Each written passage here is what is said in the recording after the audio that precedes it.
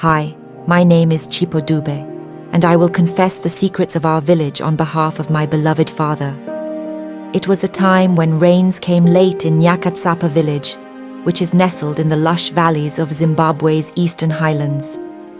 I was rummaging through my things when a letter fell out. The letter I read detailed all of it. You won't believe who was behind it. Sit back and relax as you listen to my story. If you would like to subscribe to my channel, please do so by clicking the subscribe button. Or if you would like to add a comment, please do so. Kick your feet up and listen to my story. The rains came late that year in Nyakatsapa village, nestled in the lush valleys of Zimbabwe's eastern highlands. Mutare's forests lay thick like an impenetrable fortress, their green veils hiding stories as ancient as the ancestors themselves. But it wasn't the rain or the ancient tales that kept 17-year-old Chipo Dube awake at night. It was the letter she had found.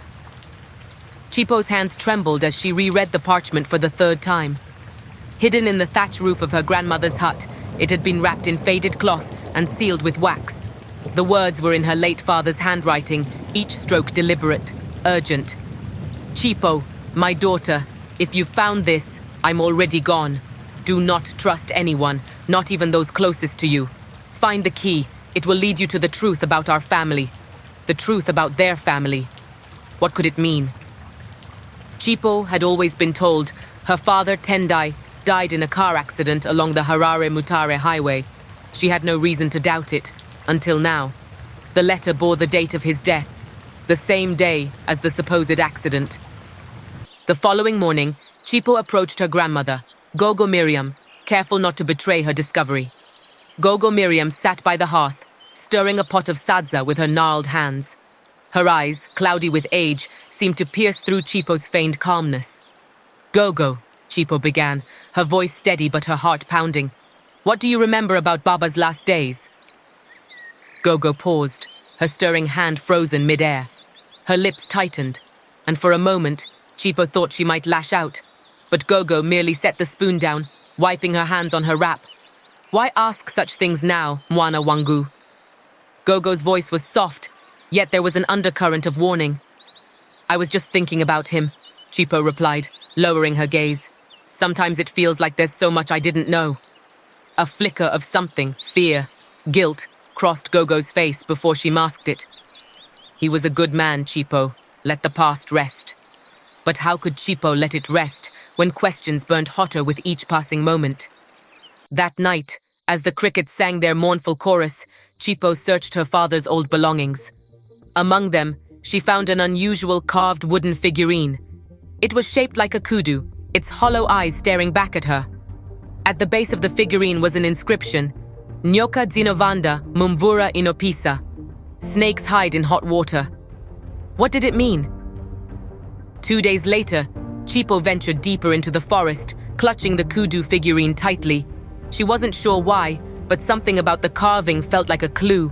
Perhaps the forest, with its secrets and whispers, would guide her. As she crossed a small stream, she heard the snap of a twig. "Who's there?" she called, her voice echoing through the trees. Silence. "Chipo Dube." She spun around, heart thudding wildly. A man emerged from the shadows, his face obscured by a wide-brimmed hat. He was tall, his clothes dusty and worn. "How do you know my name?" Chipo demanded, stepping back. The man raised a hand, his voice calm but firm. "I knew your father." Her breath caught. "Who are you?" "A friend," he replied. "But we don't have time for pleasantries. They're watching." "Who's watching?"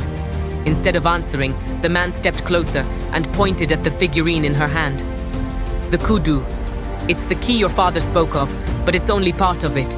You're in danger, Chipo. You need to trust me." Chipo hesitated. Her instincts screamed to run, but her curiosity rooted her in place. "What do you mean, danger?" The man's eyes darkened. "There are people who don't want you to uncover the truth. They're the same ones who silenced your father." Chipo and Farai set out for Diva Remashoko under the cover of darkness. The journey was treacherous, the dense forest alive with the sounds of nocturnal creatures. By dawn, they reached the base of the hill, their eyes fixed on the summit. As they climbed, Chipo's thoughts raced. What would they find? And could they truly trust Farai? Halfway up, they stopped to rest. Farai was unusually quiet, his gaze distant. "What's wrong?" Chipo asked. He hesitated before answering. "There's something I haven't told you." Chipo's stomach tightened. "What is it?" Before he could reply, a voice boomed from above. "Stay where you are!" Chipo looked up to see several men emerging from the trees, armed with rifles. At their center stood a familiar figure, Gogo Miriam. The unveiling, Gogo. Chipo gasped, her voice trembling. Gogo Miriam's face was cold, devoid of the warmth Chipo had always known. "You should have stayed in the village, Chipo." "Why are you here? What's going on?" Gogo's gaze hardened. "You don't understand, child. Some truths are better left buried." Farai stepped protectively in front of Chipo, but the armed men raised their weapons. "You betrayed us!" Gogo spat at Farai. "They deserve to know the truth," he retorted. Chipo's mind reeled as pieces of the puzzle fell into place. Gogo Miriam had been part of the conspiracy. Perhaps she hadn't killed Tendai, but she had helped cover up the crime to protect the family, or herself. "I trusted you, Gogo," Chipo whispered, tears streaming down her face. Gogo's expression faltered, but only for a moment. "Everything I did was for our family. You'll understand one day." Before the men could act, Farai lunged at the nearest one, knocking him down. "Run, Chipo!" he shouted. Chipo hesitated for only a second before fleeing up the hill, clutching the map. She heard gunshots behind her, but she didn't dare look back. At the summit, she found the Pool of Echoes, a still, shimmering lake surrounded by rocks. In the center of the pool stood a small wooden chest. She waded into the water, her breaths ragged, and opened the chest. Inside were documents, photographs, and a journal, evidence of the illegal operations Tendai had uncovered. But there was something else.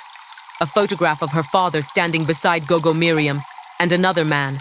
A man she recognized from the village council. Her family had been entangled in the corruption all along. Chipo never returned to Nyakatsapa. Instead, she handed the evidence over to a journalist in Harare, ensuring her father's story was told. Back in the valley, the forest whispered her name, mourning the girl who had unearthed its darkest secret and chosen truth over blood.